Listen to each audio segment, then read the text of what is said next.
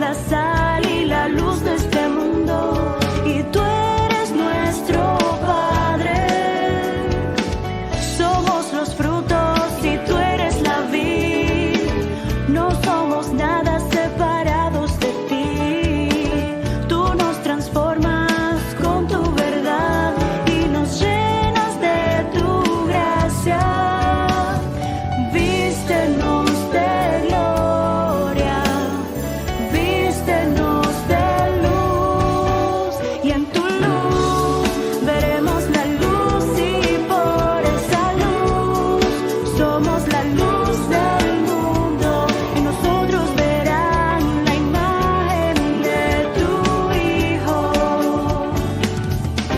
Y solo en tu luz veremos la luz, y por esa luz somos la luz del mundo, y nosotros verán la imagen de tu Hijo, el primogénito.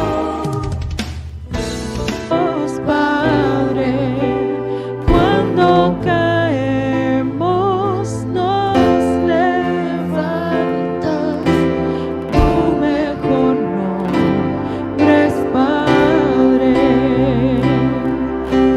tu mejor nombre es Padre, quieres que te Llámalo, Padre. llamemos Padre, cuando caemos nos levantas, tu mejor nombre es Padre,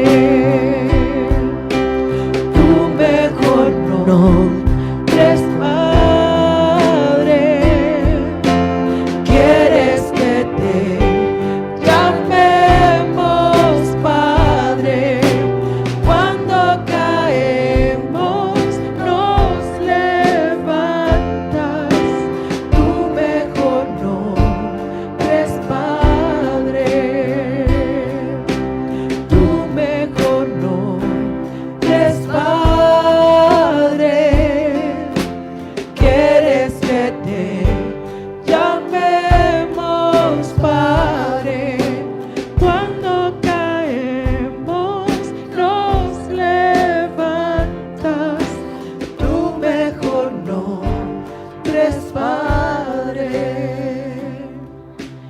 tu mejor nombre es Padre. Qué privilegio, Padre, nos has dado de llamarte no mi Padre, llamarte nuestro Padre. Nuestro Padre eres tú.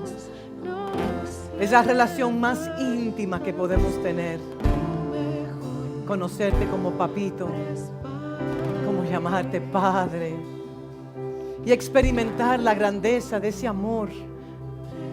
¿Cuántas veces nosotros hemos caído? ¿Y cuántas veces tú nos has levantado? Por amor a tu nombre, por amor a tu nombre. Y mientras cantaba este cántico me acordaba de 1 Corintios 13, de ese amor tan grande que tú tienes para nosotros. Tu mejor nombre es Padre, quieres que te llamemos. Cuando te llamamos Padre, experimentamos tu amor, ese amor que todo lo soporta, que todo lo cree, que todo lo sufre, ese amor que es paciente, ese amor que es paciente, que no tiene envidia, que no es egoísta, ese amor que no busca su propio bien. Es el amor que tú has depositado en nosotros. El amor del Padre ha sido depositado en nosotros. Y te podemos llamar papá. Nos levantas, tu mejor nombre. Gracias, Padre, por todas las veces que hemos caído y tú nos has levantado. Hemos caído en el pozo cenagoso y tu brazo de misericordia se ha extendido para rescatarnos. de esa vana manera de pensar y de actuar. Padre, gracias por tus infinitas misericordias. Hoy, mientras oraba, te decía, Padre, gracias por tus misericordias. ¿Qué sería de nuestras vidas sin tus misericordias, que son nuevas cada mañana?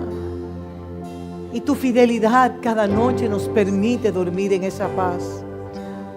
Cuando te reconocemos y te conocemos como nuestro Padre, nuestra alma entra en ese reposo de saber que pertenecemos a tu familia que está en la tierra y a tu familia que está en los cielos. Y podemos llamarte Padre. Podemos llamarte Abba Padre. Abba Padre, mediante el espíritu de adopción del Hijo. Es el espíritu del Hijo en nosotros. Oh, que clama Abba Padre. Gracias por el espíritu de adopción en el cual nos insertaste en tu familia y tenemos un sentido de pertenencia, donde sabemos que nuestros tiempos, nuestros proyectos, todo está en tus manos, Padre. Y tú vas delante de nosotros, enderezando los lugares torcidos, quebrantando esas puertas de bronce que muchas veces nos quieren hacer resistencia. Y tú quebrantas esos cerrojos de hierro para que tu Hijo corporativo avance. Este es el tiempo, la era, el kairos, la época del avance agresivo para tus hijos que han tomado la decisión de avanzar, porque los violentos son los que arrebatan el reino de los cielos. Los violentos son los que persiguen el reino con una agresión en el espíritu de ser más como Cristo y menos como nosotros. Gracias, Padre, que nos estás enseñando a no ser los arquitectos de nuestras vidas. No tenemos que diseñar nuestras vidas porque nuestras vidas están en tus manos. Gracias por revelarnos el estado de reposo, que no es un día de 24 horas, sino que el reposo es una convicción en nuestros espíritus de que el Padre todo lo ha hecho ya. Consumado es. Padre, gracias, porque en tu mesa hay un lugar especial para cada hijo y ningún lugar es mejor que el otro. Es un tema de configuración de gracia y como tú nos has alambrado, nos has configurado para estar en un lugar específico. Si somos hijos del mismo Padre, mediante el espíritu de adopción, no debe de haber competencia ni celos, ni paradigmas erróneos del hermano, de la hermana. Padre, enséñanos a abrazar tu misericordia y tu verdad, porque ciertamente el pecado se corrige con misericordia y verdad. Padre, tú conoces a cada hijo que está en este lugar. Tú conoces sus tormentas mentales. Tú conoces lo más íntimo de cada vida. Y Padre, te pedimos una visitación especial de tu Espíritu Santo, para que toda carga innecesaria, todo nivel de ansiedad, de preocupación, de vergüenza, de temor o de culpabilidad, Padre, erradícalo de nosotros. Tú nos has adoptado mediante el Espíritu del Hijo, para nosotros clamarte, Abba, Padre, y entender que cada uno de nosotros estamos seguros en ti, que aún la muerte, que es el enemigo mayor que tu iglesia ha de conquistar, no se enseñorea de nosotros en el concepto de que estaremos en esta tierra hasta que tú lo permitas, oh Padre. Y la muerte de tus santos Es deleitoso ante ti, oh Dios, porque terminamos las obras de esta tierra. Padre, pero yo te pido que cada uno de tus hijos, oh Padre, que están acá, que puedan entender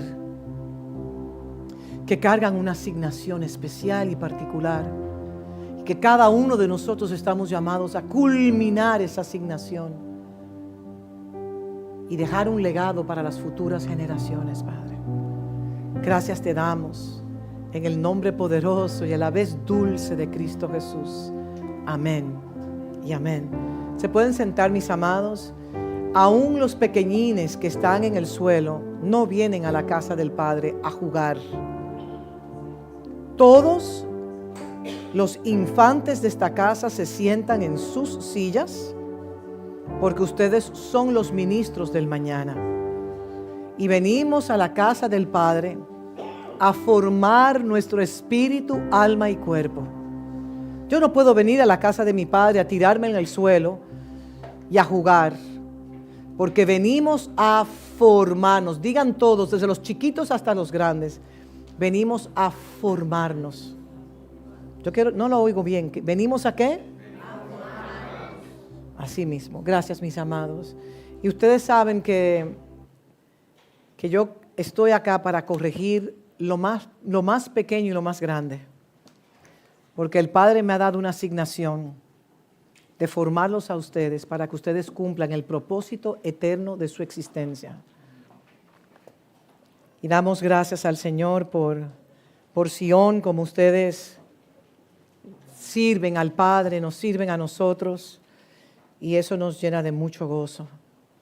Bueno, confío que ustedes están todos en la disposición de aprender. ¿Cuántos vienen a la casa de su Padre, de mi Padre, de nuestro Padre, a aprender? Yo creo que nosotros venimos primero a desaprender. Digan desaprender. Para reaprender y aprender. ¿Correcto? ¿Lo pueden decir conmigo? Venimos a desaprender, para aprender y reaprender. Y les digo algo, eso duele muchas veces. ¿Saben por qué duele?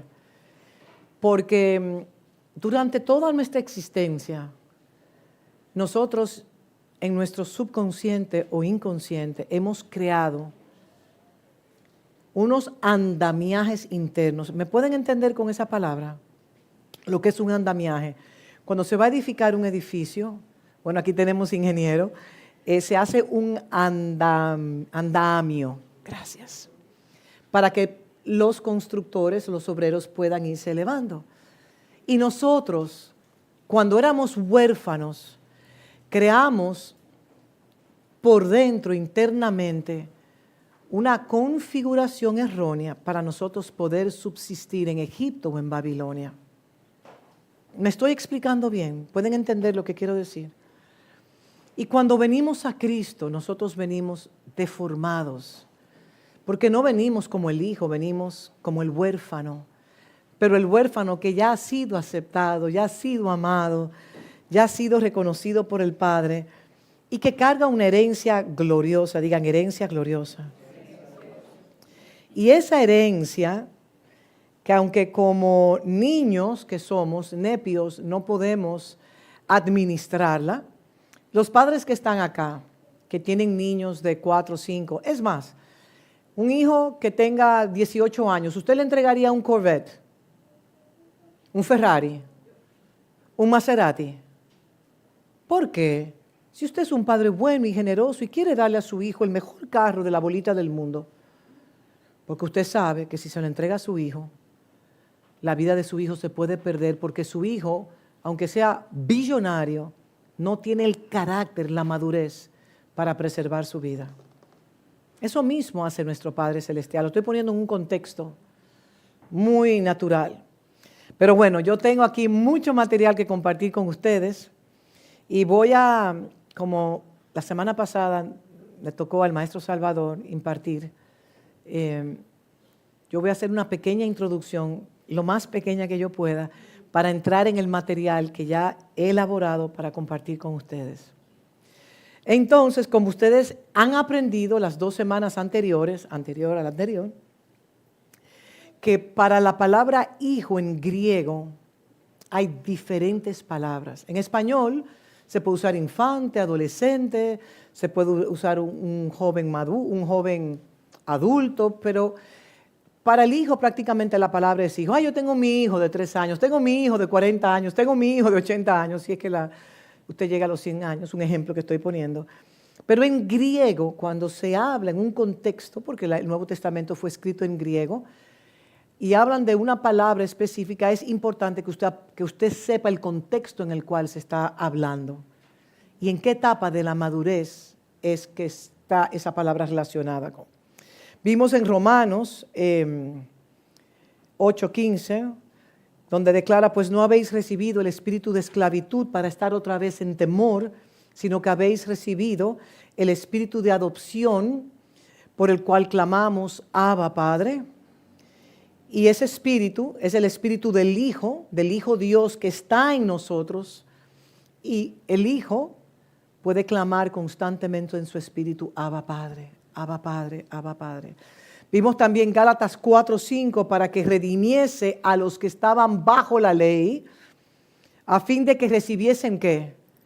El espíritu de ¿qué? De adopción. Somos adoptados como hijos. Y por eso nosotros podemos clamar, Abba Padre, porque lo clamamos a Él desde nuestro espíritu, le clamamos a Él en la certeza de que Él es nuestro papá. Y lo importante es conocerle a Él como papá, porque siempre le conocemos como Dios Todopoderoso, como Dios el poderoso en batallas, Yahvé Nishi, Yahvé Sikenu, Yahvé Shalom, Shama, como todas, y déjeme decirle, no son cualidades, son atributos. Cómo Dios se presentó al pueblo de Israel y un atributo de Él, una manifestación de quién Él es, quería hacerles conocer a ellos. Pero en el nuevo pacto, con mejores y gloriosas promesas, la responsabilidad de cada hijo es conocerle como papá. Y cuando Jesús oró, Él no dijo, Padre mío que estás en el cielo, Él dijo, Padre nuestro. Y es importante que nosotros salgamos de lo singular a lo plural, porque si yo le reconozco a Él como el Padre de toda familia que está en los cielos y que está en la tierra, entonces yo voy a entender que mi papá es tu papá, tu papá, tu papá, tu papá, y tú, si tu padre es mi padre y cargamos el mismo ADN espiritual, tú no eres mi competencia, tú no eres mi rival, tú no eres mi adversario, tú no eres el que me colocas una zancadilla, porque si me lo haces a mí, se lo estás haciendo a tu padre. Por eso yo siempre digo, el que me roba a mí, yo no tengo problemas, porque todo lo que yo tengo en mi mano no es mío. Él me lo ha dado para administrarlo. El que le roba a un hijo, le roba a Dios. Y Dios sabe lo que va a hacer con esa persona, porque Él dice claramente en su palabra, mía es la venganza, ¿sí o no? No tome la venganza usted en su mano. No permita que el enemigo comience a hacerle nidos sobre su cabeza. Y si usted está ofendido con alguien, resuelva su ofensa. ¿Por qué digo esto? Porque la palabra de Dios va a ofender. Dura cosa es esta palabra. ¿Están conmigo? Dura cosa. Y como decía el Señor, Jesús le decía en Juan, no me acuerdo, creo que el capítulo 6, sus discípulos decían, bueno, esta palabra sí es dura, ¿y quién la va a aguantar? Y si usted sigue leyendo, el Señor sabía claramente que ellos no tenían fe.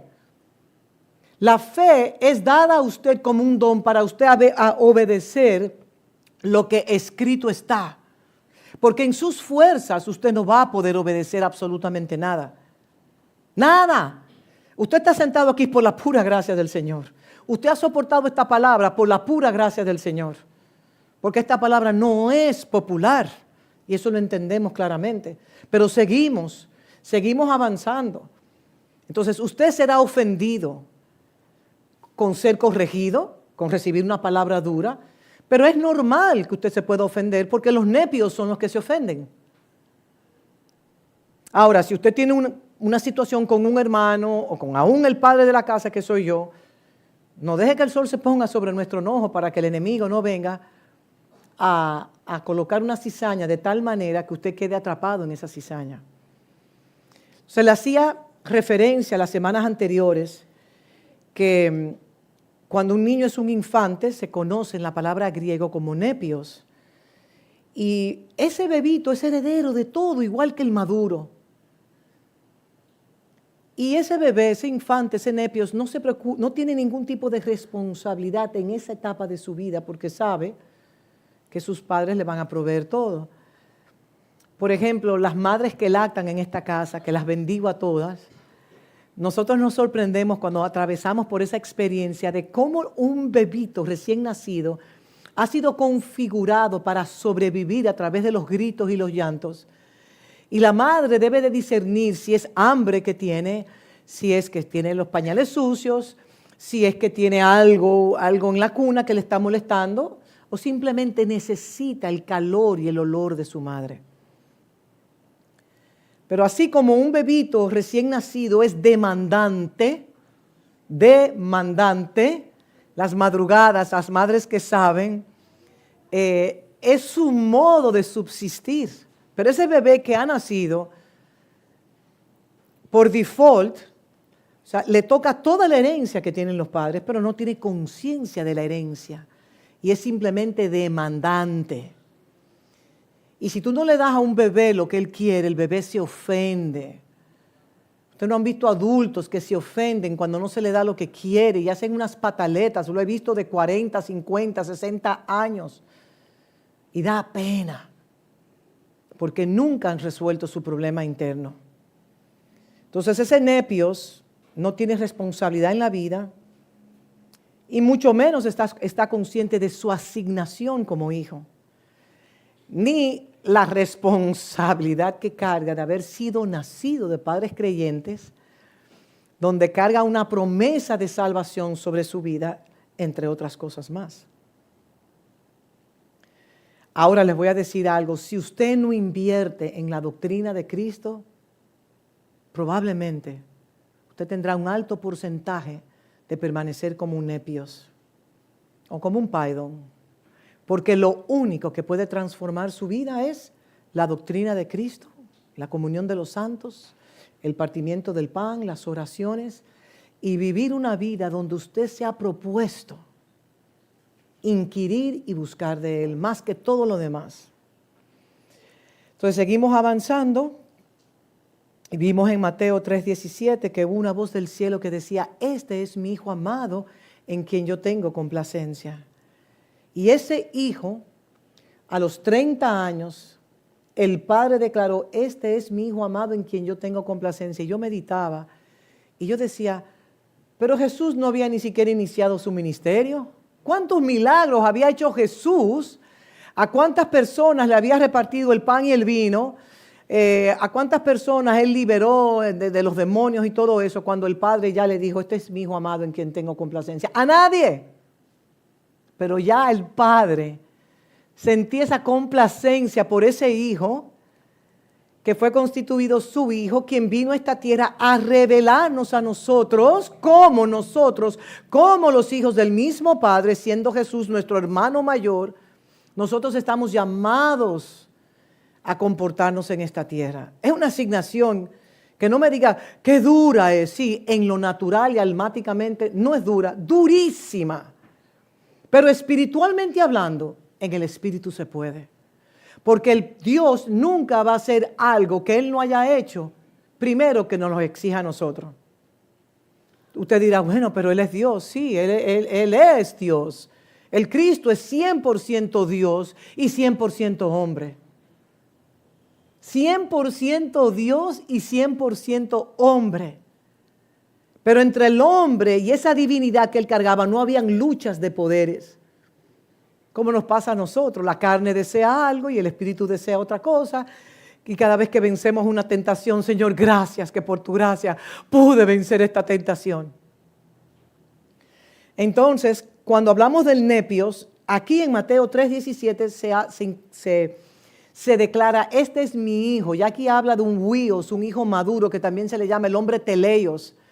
Pero cuando en Isaías nos habla en 9:6, porque un niño es nacido, ahí está hablando de nepios. ¿Estamos de acuerdo? Porque en la Biblia en español dice hijo, dice niño, algo así dice.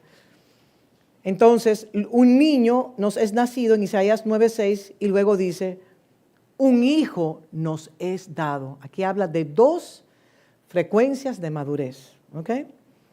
Entonces, el huios es diferente que el nepios, aunque es la misma persona. Usted va a ser el mismo hombre o la misma mujer cuando usted nació, en la adolescencia, siendo un joven adulto, luego, porque hay tantas, ahora se están agregando y más, porque gracias a Dios que en mi generación, se está pronosticando que vamos a llegar a los 65 años. Yo veía a mi abuela de 65 años o a mi mamá y era una vieja. Pero en mis 65 años yo no soy una vieja. Porque ahora se ha ido rodando. Ahora aquí hay médicos, me pueden enseñar, gloria a Dios, aleluya, que lleguemos a la inmortalidad en algún momento de nuestra existencia. Pero es lo que está sucediendo. Yo digo, ¿pero y qué pasó entre las generaciones pasadas? Claro, la medicina ha avanzado, muchos conocimientos que tenemos para nosotros cuidar nuestro cuerpo y todo eso. Y se está pronosticando que vamos a llegar a los 100 y los 120 años. Eso se está diciendo, no sé, yo no sé mucho de medicina, pero es lo que he oído por ahí. Entonces es importante que cuando nosotros nacemos en Cristo, todos nosotros pasamos por diferentes etapas de madurez. Y por eso yo mencionaba 1 Corintios 13, yo decía, Padre, gracias a Dios que tu amor es paciente para con nosotros. Ustedes han experimentado la paciencia que el Señor ha tenido con nosotros. Yo no tengo esa paciencia, por supuesto. Pero yo me maravillaba y decía, Señor, pero ¿cuánto tú nos has soportado? Y Él cree. Gracias a Dios que Él ve el fin desde el inicio, Él ve la obra completada en nosotros y sabe que todo es por Cristo. Él ve a Cristo en nosotros. Él no lo ve a usted. Él no ve a los Rojas, a los López. Él no lo ve a nadie. Él ve a Cristo en nosotros. Yo me imagino que si yo pudiese ver en un hermano a Cristo, me ha pasado, pero no al Cristo en su plenitud, mi percepción de esa persona cambia totalmente. Y me acuerdo como Pablo decía, no conozco a Jesús según la carne, no conozco al Cristo según la carne, sino según el Espíritu, porque el Cristo se le reveló a Pablo en el Espíritu. Y yo me pregunto, ¿qué sucedería con la iglesia de Cristo, el cuerpo corporativo, su iglesia dispersa en toda la tierra? Si velos de tinieblas, de oscuridad, de sombra, de muerte, esas escamas pesadas, de esas percepciones erróneas que tenemos del uno del otro, y comenzáramos a ver a Cristo en cada uno de nosotros, la iglesia llegaría a la unicidad y la iglesia sería todo lo que bíblicamente se ha declarado de la iglesia, una iglesia gloriosa e invencible. Nosotros debemos de meditar en esto que estoy hablando. Y vemos cómo nosotros nos desarrollamos en diferentes etapas de nuestras vidas. Y vemos también cómo el infante necesita tiempo para ser formado y para crecer. Cuando los padres de Jesús, en Lucas 2:49, no lo encontraron durante 3 días, bueno, estaban en una caravana, ya estaban llegando, y después de 3 días se dan cuenta que Él no está y retornan a Jerusalén y lo andan buscando por todos los sitios. Y ustedes saben que Lucas 2:49 habla de que lo encuentran en el templo con los doctos de la ley, y este muchachito de 12 años, ya casi preparándose para el bar mitzvah, que lo celebraban entre los 12 y los 13 años, y él hablando de profundidades de la palabra. Y estos doctores en la ley, se maravillaban, y ahí fue donde los padres lo encontraron. Y yo me imagino a José incómodo, porque José sabía la asignación que el Padre Celestial le había enviado, le había declarado a él, de que este es mi hijo, fórmamelo, atiéndemelo.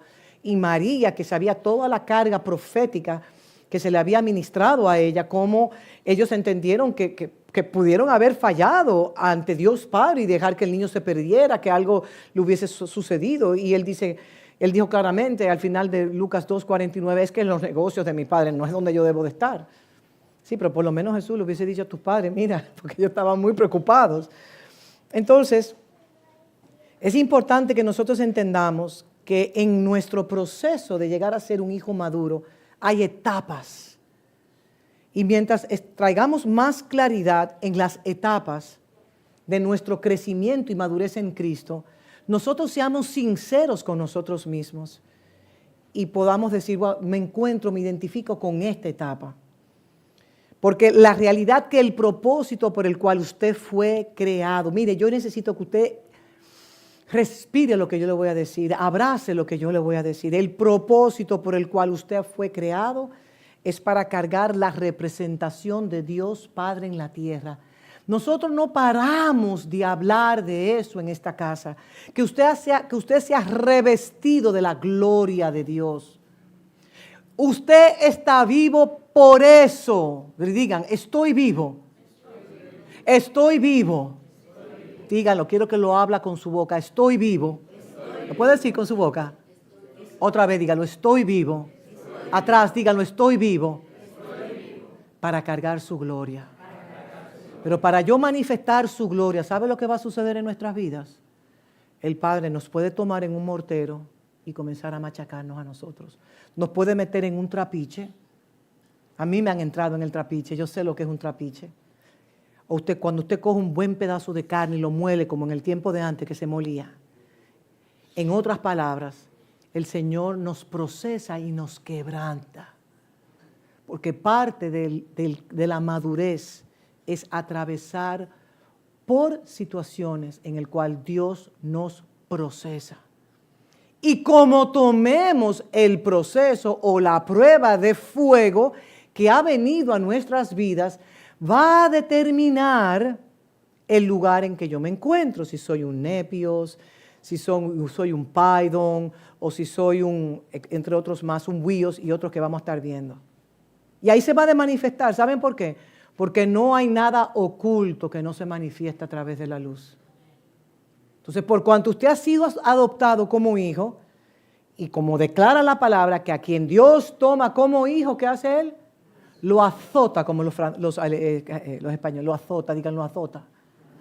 Porque si usted no es azotado, entonces usted es un bastardo. ¿Ok?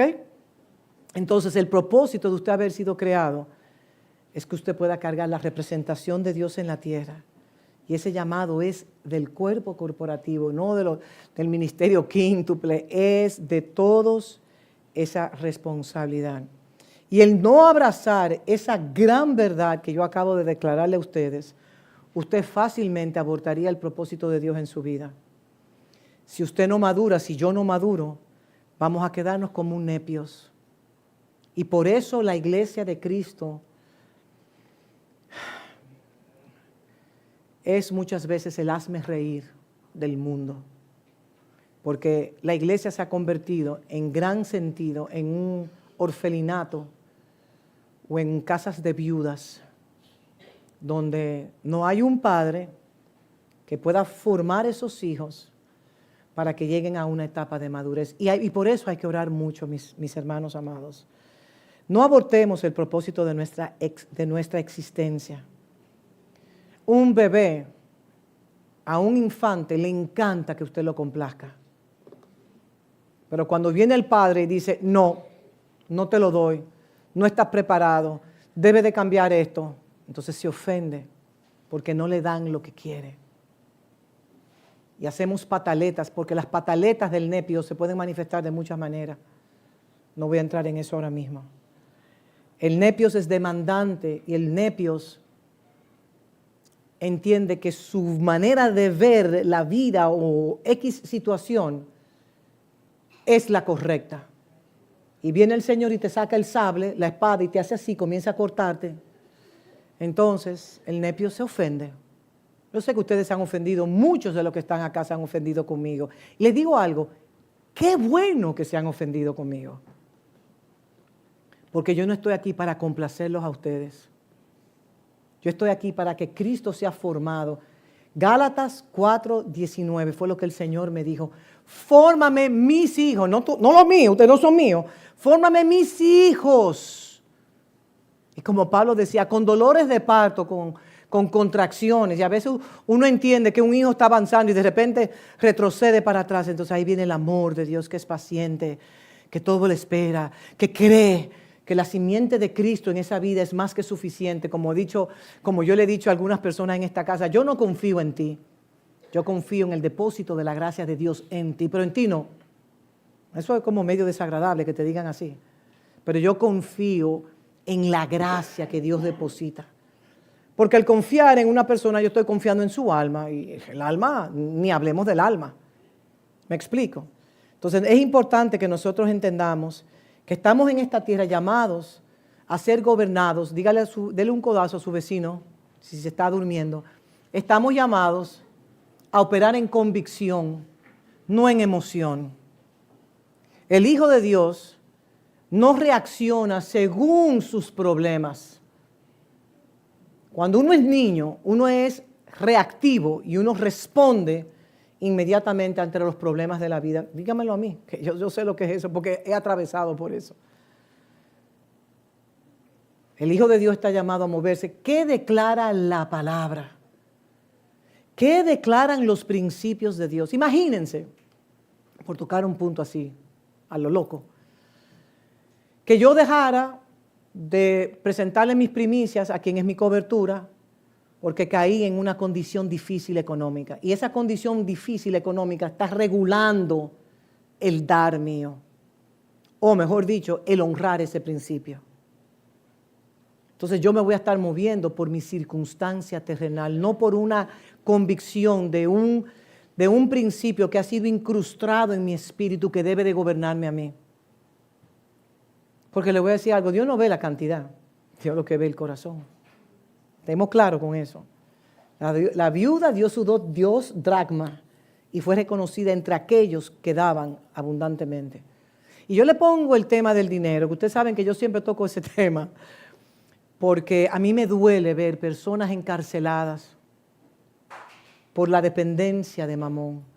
Miren, yo le decía al Señor esta mañana, le decía, Padre, así como un infante es destetado, estoy hablando de las mujeres que lactan, que saben lo que yo le estoy diciendo. El proceso del destete es un proceso que es un poco doloroso porque a la madre le duele. Usted sabe que su hijo depende. Miren, así como una madre que lacta a sus hijos, tiene una satisfacción tan grande de saber que su hijo está subsistiendo, que su hijo está vivo por lo que usted produce, por cómo Dios permitió. El cuerpo humano es perfecto. Que la madre pueda darle vida. O sea, el bebé vive por la leche de la madre. Si no hay leche materna, usted puede buscar las leches falsas. Lo que no es auténtico. Lo que es un genérico, una wannabe, como dicen los americanos, wannabe, lo que quiere parecerse a la leche materna. Con respeto de los médicos, que muchas veces te pueden decir que esa leche tiene muchísimos mejores componentes, sí, lo puede tener, pero todo es artificial. Pero una madre consciente sabe que está llamada a alimentarse bien porque la calidad de su leche y todos los virus, todo lo que ha vivido esa madre, cómo el sistema inmunológico de la madre opera, me corrigen los doctores que están acá si estoy diciendo algo que no es correcto, se traspasa a través de la leche y el hijo tiene una tendencia de tener un sistema inmunológico mejor. Y así es como nosotros estamos llamados a desear la leche espiritual no adulterada, como Pablo declara. Porque que el nepios pueda llegar a madurar depende de cómo él recibe la palabra de Dios, que no es adulterada. Entonces, nosotros tenemos que entender que aunque usted tenga la habilidad que usted tenga en esta vida, la profesión, las destrezas, todos esos dones, más que dones yo le diría habilidades, porque ustedes saben algo, el huérfano es astuto. El huérfano sabe que mientras más conocimiento tiene, más empoderamiento tiene. Y mientras más poder yo tengo del conocimiento, yo voy a producir más dinero. Porque el huérfano es el arquitecto de su propia vida. El huérfano es el diseñador. Yo diseño mi vida de esta manera. Y yo voy a procurar a tener mucho conocimiento porque el conocimiento me empodera a mí. Y voy a usar maquinaciones para llegar a tal o cual posición. Si tengo que robar, robo. ¿Por qué no? Si tengo que hablar mentira, porque yo puedo hablar mentira. Porque hay un espíritu de... Ay, ayúdame, Señor. Hay un espíritu de supervivencia. Yo tengo que sobrevivir en esta vida. Yo tengo que prepararme y capacitarme para vencer y poder llegar al tope de donde yo me quiero proyectar o donde yo me proyecto, al precio que sea. Porque el huérfano, la cultura del huérfano te dice a ti, tú tienes que buscártela. No voy a decir como en buen dominicano, porque no quiero que aquí en el púlpito, que Salvador, usted y yo a veces lo usamos, el buen dominicano, vamos a dejar el buen dominicano, porque aquí hay personas de otras naciones que nos escuchan a nosotros. Yo me estoy hablando a mí misma, porque yo voy a decir en buen dominicano, no, vamos a cortar eso.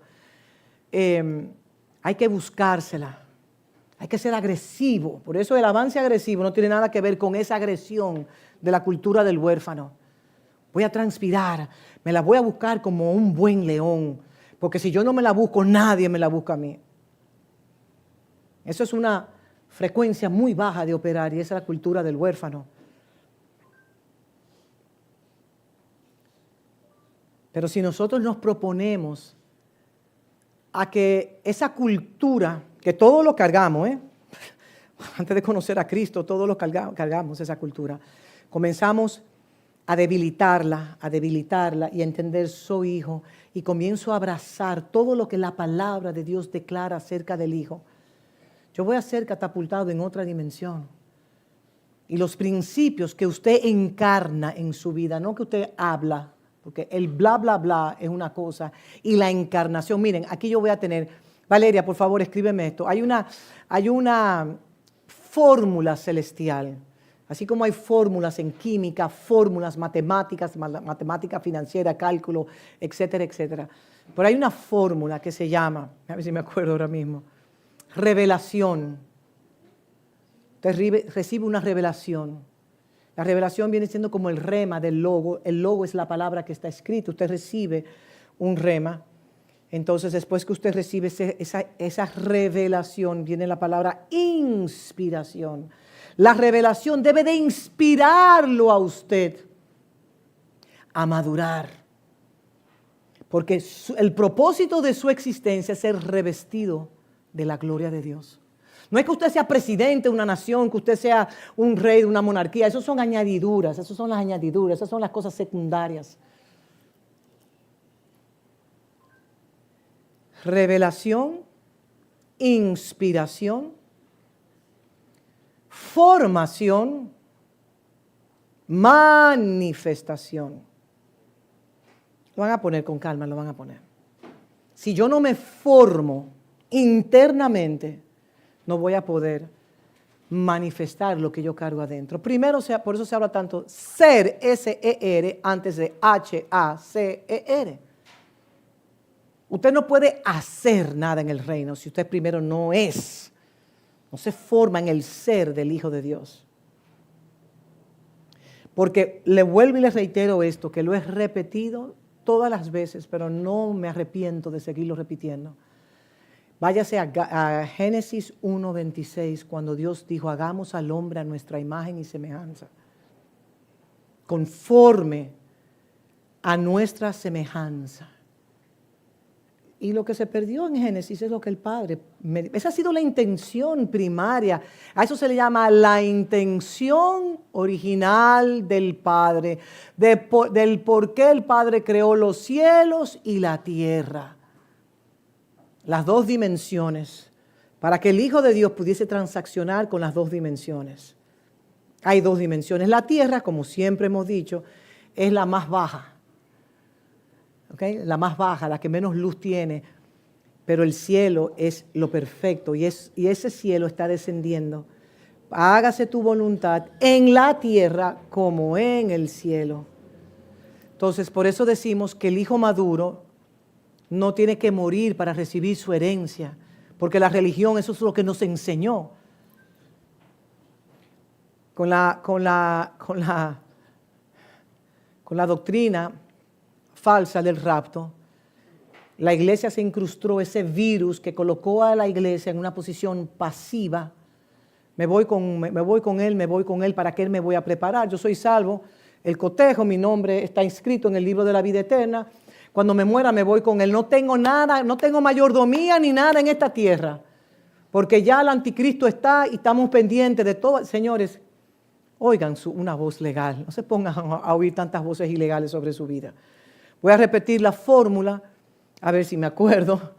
La fórmula es revelación, inspiración, formación, que la formación es igual que la encarnación, y la manifestación.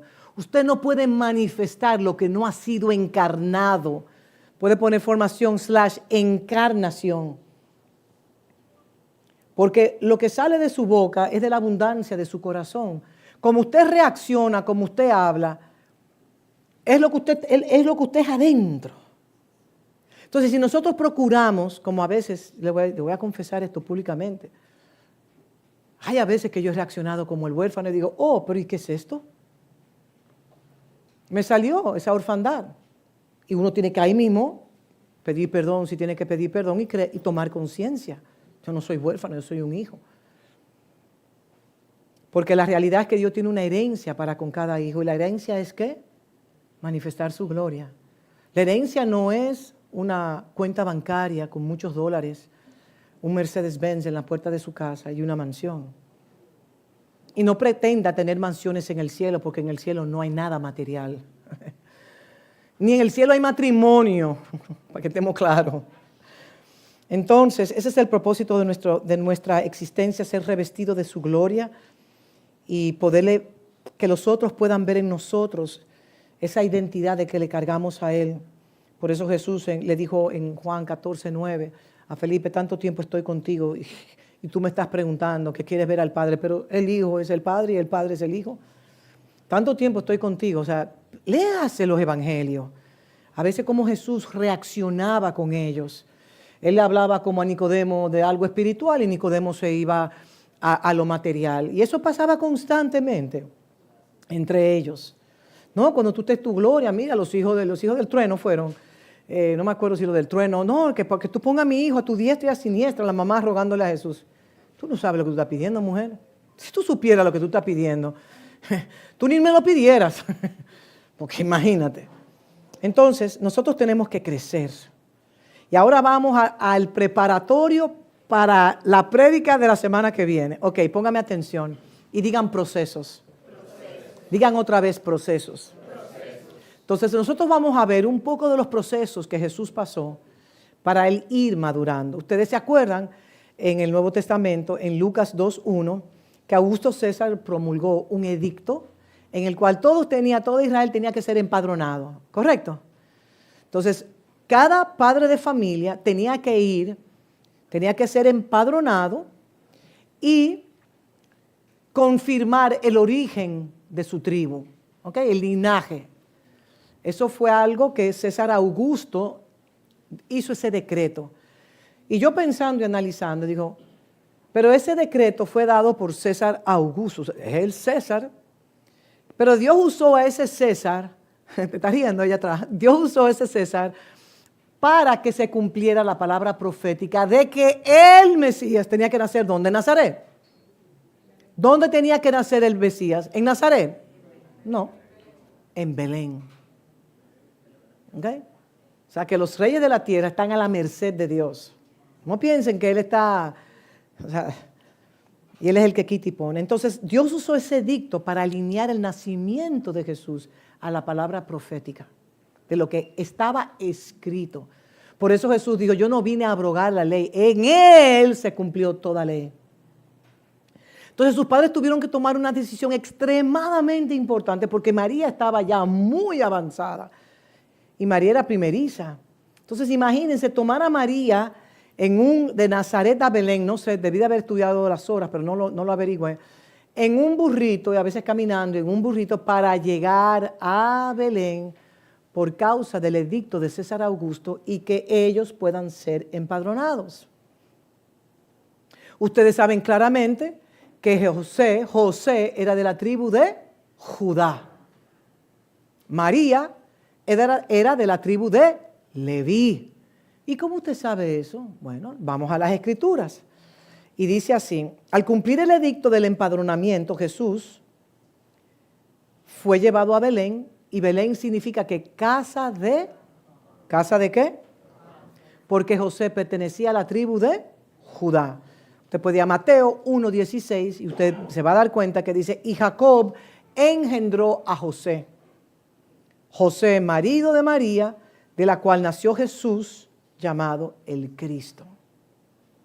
Y María, de la tribu de Leví, porque ustedes saben que cuando María fue embarazada, fue a hablar con su prima Elizabeth, la esposa del sumo sacerdote Zacarías, y Juan el Bautista brincó de gozo cuando se habló acerca del Mesías, que ella estaba embarazada del Mesías, y ellas eran primas, dice la Escritura. Entonces, imagínense que, oye, dos tribus importantes, Judá y Leví.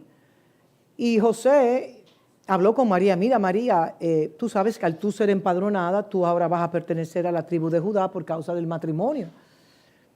Y María pudo haber dicho: no, si ella fuese una nepios, no, yo no voy a soltar mi descendencia.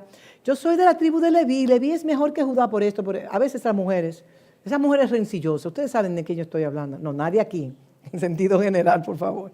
Entonces, en Lucas 1:27, a una virgen desposada con un varón que se llama José, de la casa de David, en Lucas 1:27, por eso sabemos que José era de la casa de David, y la casa de David era la tribu de Judá. Y el nombre de la virgen era María. Entonces luego Jesús fue presentado en el templo. Yo estoy tratando de hacer como pintar un cuadro. Jesús nace. Antes de que Jesús nazca, se tenía que cumplir la palabra que tenía que nacer en Belén. Los padres, aún María con ese embarazo tan avanzado, van a Belén. Ustedes saben que no encontraban dónde. Imagínate, el Rey de Reyes y Señor de Señores no tenía dónde nacer. Nace en un pesebre. Entonces luego, más adelante, vemos que los sabios del oriente, llámense magos, astrónomos, llegan a donde está el niño. No era en el pesebre, para tumbarle ese concepto erróneo. Si usted lee las Escrituras, ellos le tomó como 2 años después que la estrella se manifestó en una constelación que hablaba de que un rey había nacido. Vinieron ellos desde, Padre, ayúdame, cuando Daniel, del oriente, donde estaban Daniel, exactamente, porque Daniel había hablado del que había un Mesías que habría de nacer, y de generación a generación se transfirió esa información, y le tomó aproximadamente 2 años. O sea que los astrónomos, magos, como usted quiera llamarle, del oriente, llegaron a una casa. El niño tenía aproximadamente 2 años. Y ahí vinieron esos sabios del oriente, y toda provisión para Egipto, para que la vida de ese niño fuera preservado, lo tenían ya: oro, mirro e incienso. Porque José no era un hombre de muchos recursos, aunque luego vemos en la Escritura que Jesús se ponía una túnica de una sola costura, y esa era una túnica, la túnica de la verdadera túnica. Y su sepultura fue en una tumba de un millonario, José de Arimatea. ¿Ok? Pero sabemos que José y María no eran personas pudientes. ¿Por qué? Porque cuando entregaron su sacrificio y llevaron el niño al 8º día a ser circuncidado, lo que presentaron fueron 2 tórtolas. Y esa era lo que tenían que presentar. Si tú tenías una mejor condición económica, entonces tú no presentabas las 2 tórtolas. Tú presentabas una ofrenda de mayor, porque según el caso, según la capacidad económica que tuviese cada pareja. Entonces luego más adelante vemos que el niño nace. Luego a los 2 años llega la provisión del oriente, y luego lo vemos en el templo, en Lucas 2. Él fue presentado en el templo, Lucas 2 del 23 al 24, para ser circuncidado al 8º día, porque todo varón que abriera el vientre de la madre era consagrado a Dios. y al octavo día era llevado al templo para ser circuncidado. Por eso el Señor levantó la tribu de Leví, porque así el primer nacido en una familia no tenía que entrar al sacerdocio, al menos que fuera de esa tribu, porque imagínense, si todos los varones que nacieron primero se lo entregaban al sacerdocio, iba a haber muchos. Entonces, por eso la tribu de Leví, que es la tribu sacerdotal, que por herencia es la tribu que reproduce los levitas. ¿Están conmigo? Estamos ahora cuando Jesús fue presentado al octavo día en Lucas 2, del 23 al 24. Lo tienen en pantalla. Más adelante vemos en Lucas 2, 41, cuando sus padres iban a celebrar la famosa fiesta de las Pascuas, que ellos iban todos los años. Jesús se le pierde en la caravana y luego fue hallado en el templo. Lucas 2, 49. Luego de 3 días, ustedes saben que el número 3 tiene un simbolismo muy importante. A la edad de 12 años que tenía él, nosotros que vamos a cumplir 12 años, bueno, ya lo cumplimos, pero nuestra celebración en grande va a ser en abril. Entonces ahí le responde él a sus padres: ¿por qué me buscáis? ¿Por qué me buscabas? ¿No sabíais que en los negocios de mi padre me es necesario estar? O sea, yo necesito ocuparme de los negocios de mi padre. Y si nosotros entendemos que la razón de nuestra existencia es ser revestidos de su gloria, de tener un manto que manifieste la gloria de Dios, entonces nosotros también tenemos esa responsabilidad de ocuparnos de los negocios de nuestro Padre, primero que todo lo demás. ¿Y cuántas cosas nosotros ponemos primero que los negocios de nuestro Padre en nuestra existencia? Una pregunta que estoy tirando al aire. Entonces el niño Dios se formó en un hijo Dios. El niño Dios se formó en un hijo Dios. Y Jesús vino a la tierra para mostrarnos al Padre en el Hijo Dios. Y ese Hijo Dios se convierte entonces en el camino que nos lleva al Padre, en la vida del Hijo en el Padre y en la verdad. Porque usted no puede llegar ni al camino si usted no habita en la verdad, entre otras cosas más. Entonces, imagínense si la iglesia tuviese esa revelación tan grande. Qué diferente estuviese la iglesia de Cristo posicionada hoy por hoy. Y acuérdense que en Malaquías 4 se declara, que ustedes conocen casi como un himno nacional, lo que declara Malaquías, y como ayer mencionaba en una reunión, entre Malaquías y Juan el Bautista hubieron 500 años de silencio. Dios no pudo levantar una voz legal en esos 500 años de silencio. Se le llama el periodo intertestamentario. Y el Señor habla en Malaquías en el último capítulo: acordaos de la ley de Moisés. Y pasan 500 años hasta que una voz se levanta en el desierto. Un hombre atípico. Un hombre que decidió no ser parte, porque a Juan el Bautista le hubiese correspondido por el linaje que él carga, porque su padre era el sumo sacerdote en ese tiempo. Y Juan dijo: yo no voy a ser parte de ese sistema corrupto, yo salgo de ahí. Me voy al desierto a comer langosta y miel de abeja. No la langosta que nos gusta, sino la langosta de los insectos. Porque, comiendo langosta. No era la langosta del mar. Son unos insectos verdes así.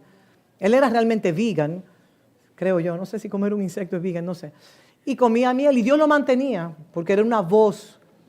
Una voz que Dios levantó 500 años después para preparar una generación de justos y rectos para la venida del Señor. Y si no se da, ojo con lo que estoy diciendo, si el corazón de los padres no se conectan a los hijos y el corazón de los hijos no se conectan a los padres, la tierra será erradicada de su propósito y caerá en una desolación total. En otras palabras, sobre usted, sobre mis hombros y sobre la iglesia global está en que nosotros podamos ejecutar los planes eternos que Dios tiene con la raza humana. Entonces yo quiero que usted diga: yo no soy cualquier cosa. Yo soy hijo de Dios. Y mi meta y mi propósito en mi vida es madurar a la estatura del varón perfecto. Esta palabra duele. Sí, duele. Y yo le digo algo, mis hermanos, miren, si nosotros no crecemos y la cultura del huérfano, usted puede ser un cristiano operando en un estado de orfandad tan grande que ni usted mismo se da cuenta que usted es un huérfano. Que Dios nos ayude. Porque si el hijo corporativo, ese hijo que Dios está, y gracias a Dios que Dios lo está levantando de los 4 confines de la tierra, que han decidido abrazar el llamamiento eterno y no vivir en esta tierra como si fuese algo pasajero, hay una gran esperanza para la iglesia. Por eso el Señor dice, levántate y resplandece. Levántate y resplandece porque la gloria del Señor, la gloria de Jehová ya ha amanecido sobre ti. No es que va a amanecer, es que ya amaneció. Y por eso les decía a ustedes que la teología cristiana religiosa lo que forma son hijos, ni voy a decir hijos, forman hijos inmaduros que cargan la cultura del reino, hijos inmaduros que no cargan la cultura del reino y viven solamente para subsistir. Da pena. Da pena. Y el huérfano es el que se diseña su propia vida. Yo opero así, yo seré asado. El huérfano siempre tiene que estar acumulando.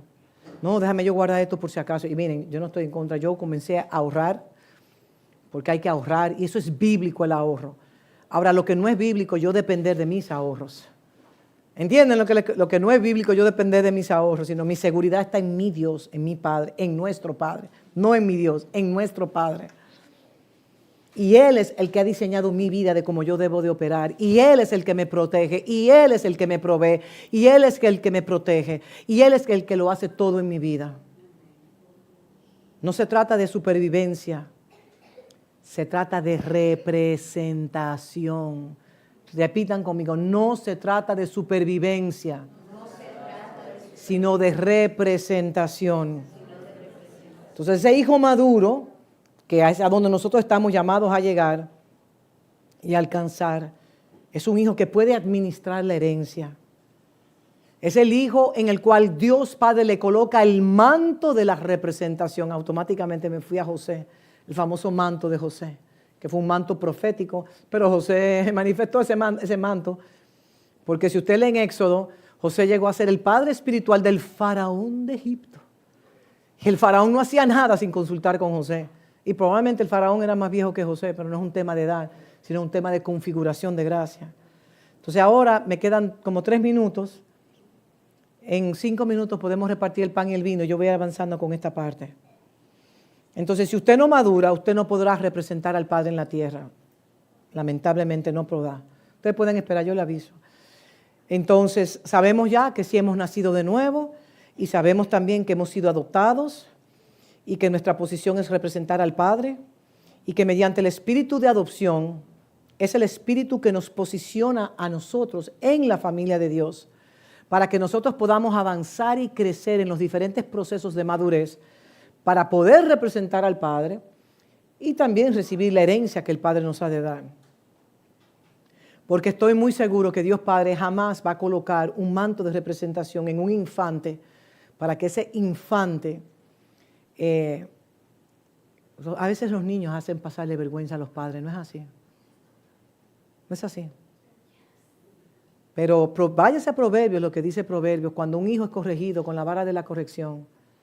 Miren, mis hermanos amados, hijos del Dios Altísimo, instruye al niño en su camino. Y aun cuando fuere viejo no se apartará. Y la vara de la corrección en la revelación, la vara es la palabra, pero yo sé que hay algunas tendencias que también la vara es algo físico. En cualquier momento que sea necesario, un toquecito no está mal. Un toquecito no está mal y un abrazo y una reconciliación y un perdón no está mal. Pero vale la pena invertir en los hijos cuando son pequeños. Y por eso en el Salmo 68 Él hace habitar a las viudas y a los huérfanos y a los desamparados en unidades de familia. Pero les voy a decir algo, en una unidad de familia debe de haber un padre. Y en el contexto espiritual, el padre puede ser varón o hembra, porque en Cristo no hay ni varón ni hembra.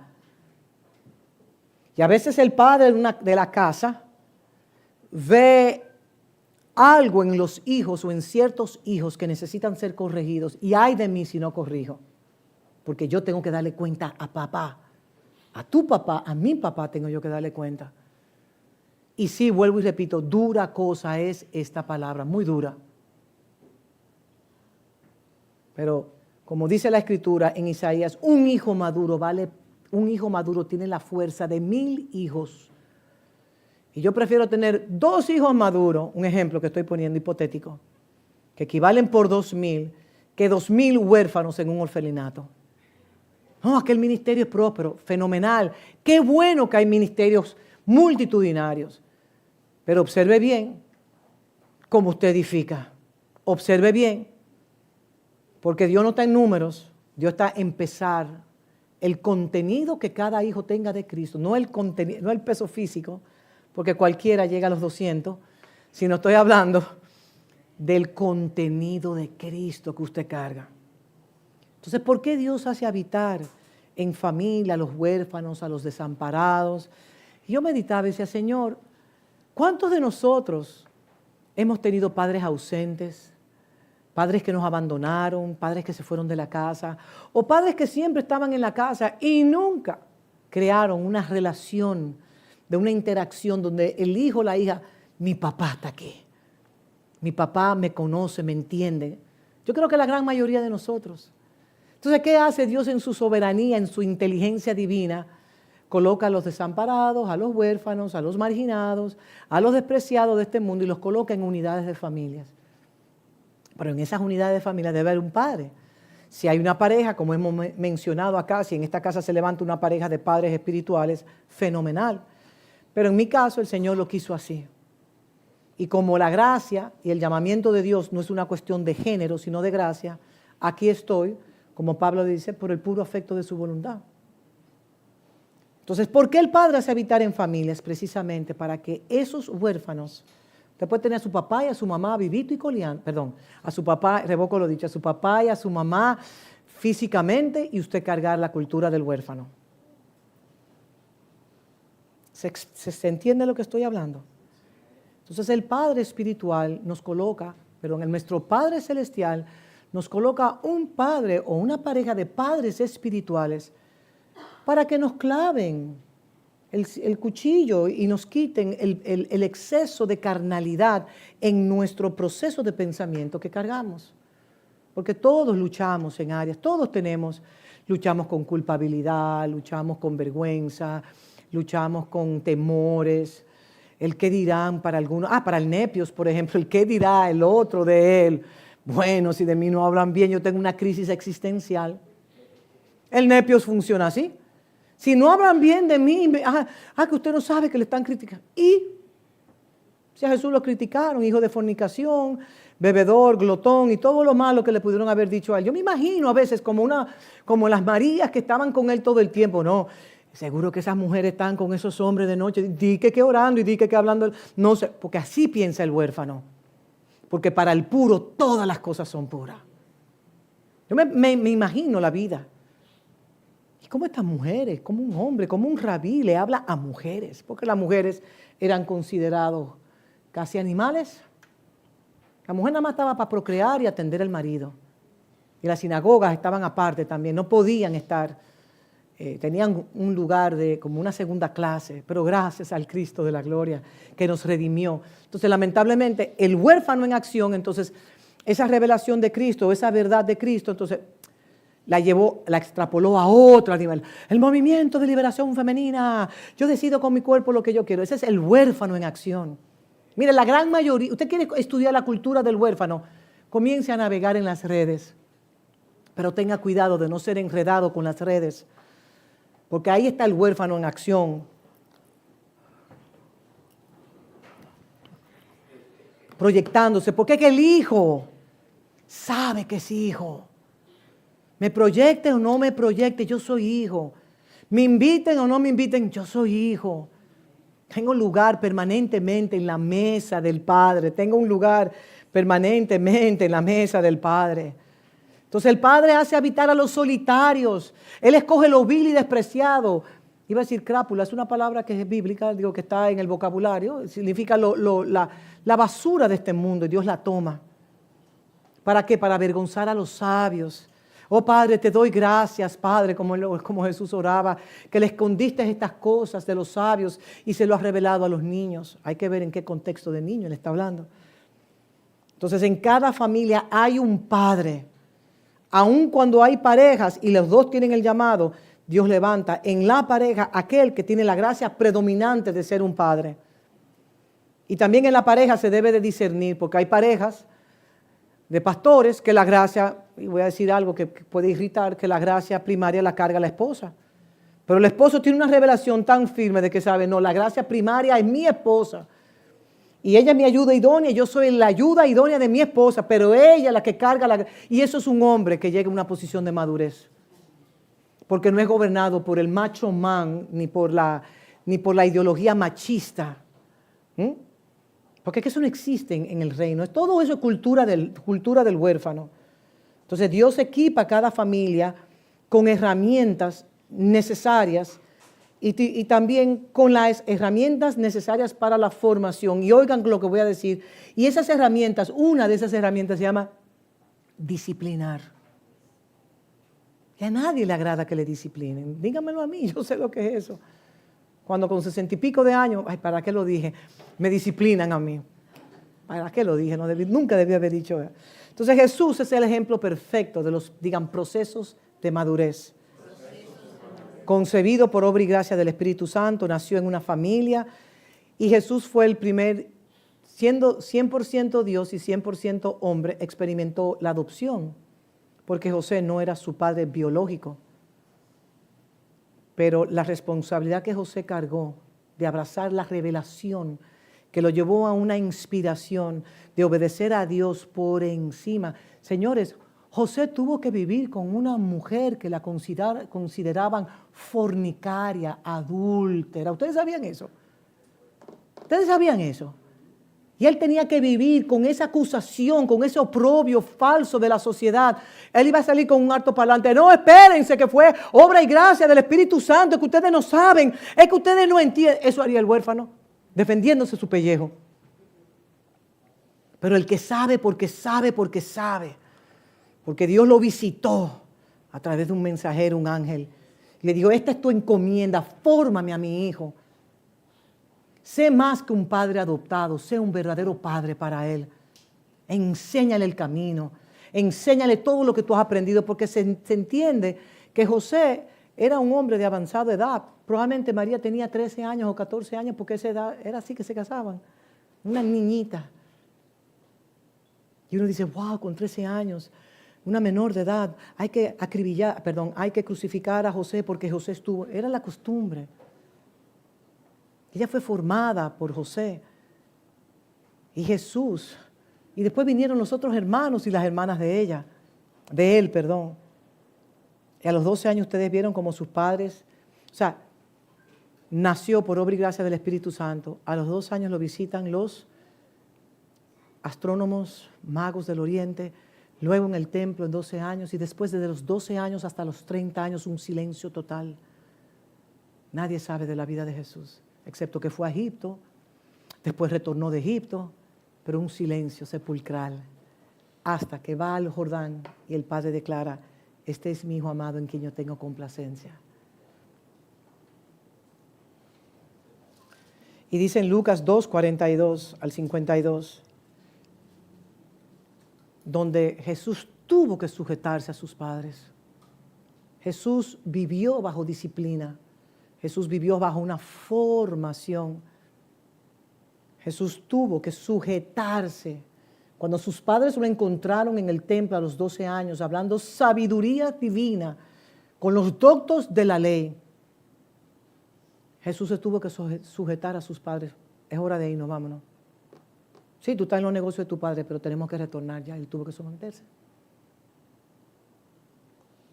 Entonces, por todo lo que yo le he explicado de la travesía de Jesús, es que Él es conocido como el Hijo del Hombre. Jesús, el Hijo del Hombre. Porque Él tuvo que ser formado, educado. Y lo hermoso del corazón de José, porque mucho se habla del corazón de María en la religión, pero yo estoy hablando del corazón de José, que la abrazó por revelación, que lo llevó a una inspiración de formar a ese hijo, el unigénito del Padre, que se iba a entregar para luego convertirse en el primogénito del Padre, lleno de gracia y de verdad. Imagínense si José no hubiese tomado su asignación. ¿Qué hace el Señor? Bueno, solo Dios en su sabiduría sabe lo que hubiese hecho. José es un hombre admirable en las Escrituras. De no ver a Jesús como el hijo de María, sino lo voy a tomar como mi hijo, aunque no cargue mi ADN. En ninguna circunstancia terrenal iba a dictar el llamado que José tenía con ese niño. Porque María tenía una mala reputación, según la sociedad. Y él pudo haberla repudiado, que era la intención que él tenía. Y él dijo, no la voy a repudiar. Pero después que vino, ¿quién? El ángel. ¿Y cuál ángel? Gabriel, el mensajero de Dios. Porque su intención era, no la voy a repudiar, yo no puedo. ¿Cómo yo voy a estar con una mujer si fornicaria? Es que no. Yo voy a hablar con los padres y la voy a repudiar. Ese era el repudio de la sociedad entera. Esa mujer, ya tú sabes, no iba a poder tener vida jamás. Soportó las acusaciones de María, abrazó el mandato divino de formar a Jesús.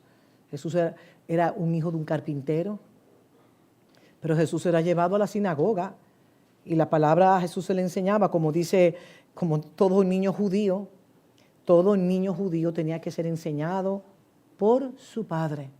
Esa era la norma, no como ahora que los padres trabajan y los hijos están en manos de tutores desde que salen del colegio y a veces llegan a la casa, nada más se bañan, los padres un besito, la comida, cena y por ahí mismo esto se acuerdan. No, la cultura de ellos no es así.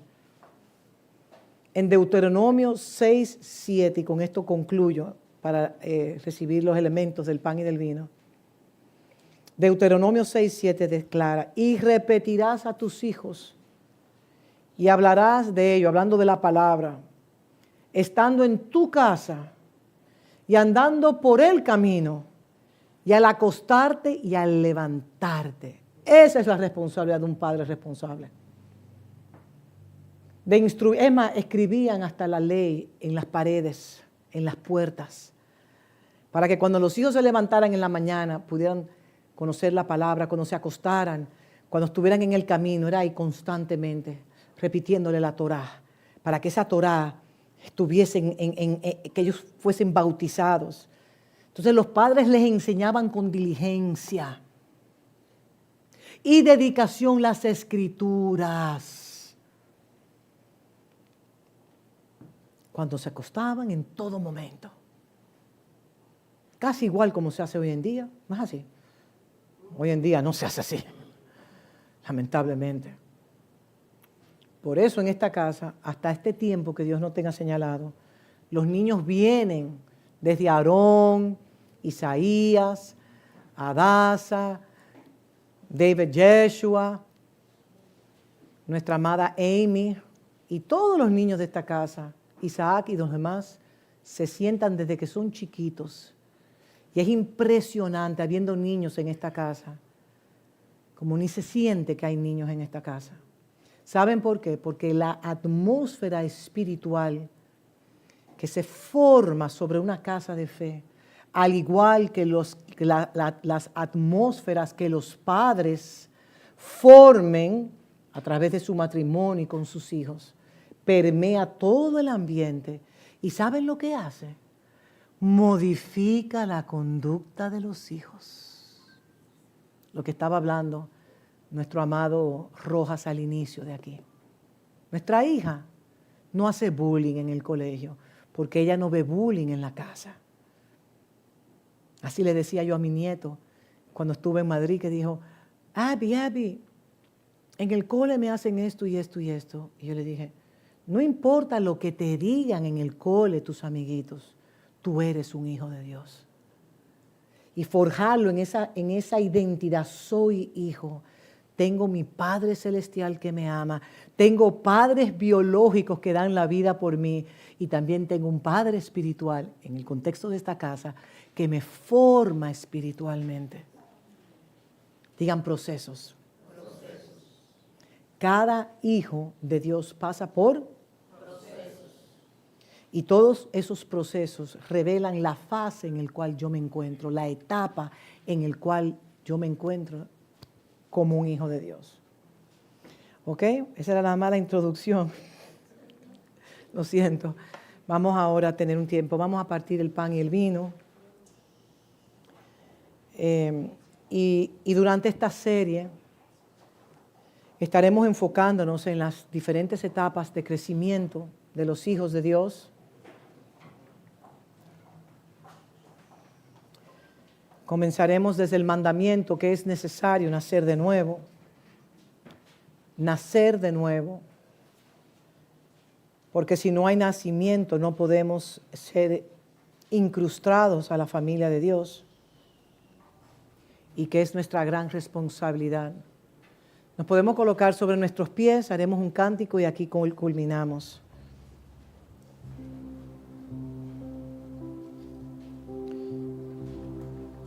Por eso conocerle a Él como Dios nuestro Padre es el mejor nombre. Y Padre, te damos gracias por el privilegio de ser adoptados tus hijos, para cargar ese manto de representación y de entender que tú nos has dado la vida para manifestarte a ti. Padre, abre los ojos de nuestro entendimiento. Permítenos ver más allá de lo que está delante de nuestros ojos. Padre, abre nuestros ojos, como declara Efesios capítulo 1, que espíritu de sabiduría y de revelación estén sobre nosotros, para nosotros verte y ver más allá de lo que está delante de nuestros ojos. Padre, al tomar estos elementos, enséñanos a recibir con diligencia las correcciones para nosotros poder llegar a ser todo lo que tú nos has llamado a ser. Padre, gracias por tus misericordias que son nuevas cada mañana. Gracias por tu fidelidad mientras dormimos. Gracias porque tú eres nuestro todo, papá. Si hay alguien que está en su hogar que no ha venido por una condición de salud, Padre, visítalos mediante tu Espíritu Santo. Declaramos sanidad, liberación, restauración. Padre, levanta al caído, levanta al de doble ánimo, al de rodillas endebles y brazos caídos. Levántalo, papá. Que pueda abrazar la posición de hijos o de hijo que tiene mediante el espíritu de adopción, para madurar y llegar a ser todo lo que Dios ha declarado, así como Jesús en el Jordán, que tú declaraste, papá, este es mi hijo amado, a él oíd. Que cuando tus hijos hablen, los demás escuchen. Padre, te amamos, nos sentimos tan privilegiados de tenerte a ti como papá, de que tú caminas con nosotros, tú nos levantas cuando caemos. Cuando viene la tentación, tu gracia es más que suficiente para librarnos de la tentación. Gracias por el sentido de pertenencia, el pertenecer a tu familia. Papá, nos trae un reposo tan grande. No somos huérfanos. Tú nos has amado con amor eterno. Nos has colocado en unidades de familia para ser formado, enseñado, instruible, corregible. Porque ciertamente tu palabra es como esa espada de doble filo que revela las intenciones de nuestros corazones y de nuestro espíritu. Padre, gracias por estos elementos de gracia que nos acuerdan el precio que tú pagaste en la cruz por el rescate de nosotros. Lo que fue robado en el huerto fue devuelto en la cruz para que hoy pudiésemos pertenecer a la compañía de primogénitos. Padre, somos tuyos, nos entregamos, perdónanos. Quita todo orgullo, obstinación y terquedad de nosotros que nos impide recibir tu corrección. cuando nos enojamos. Pero sabemos que si recibimos la disciplina, la corrección, tú nos tomas como hijos y un fruto apacible de justicia será manifestado en nosotros. Gracias, Padre. Recibimos estos elementos del pan y la copa en Cristo Jesús.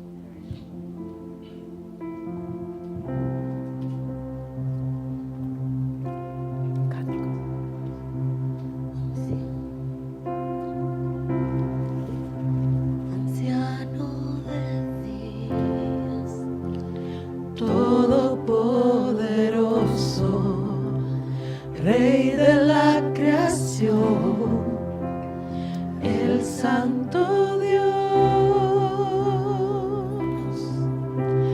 Hay un nombre que prefieres que llamemos, solo un nombre de tantos que hay. Tu mejor nombre es Padre. ¿Quieres que te llamemos Padre? Cuando caemos nos levantas. Tu mejor nombre es Padre. Tu mejor nombre es Padre. ¿Quieres que te llamemos Padre? Cuando caemos nos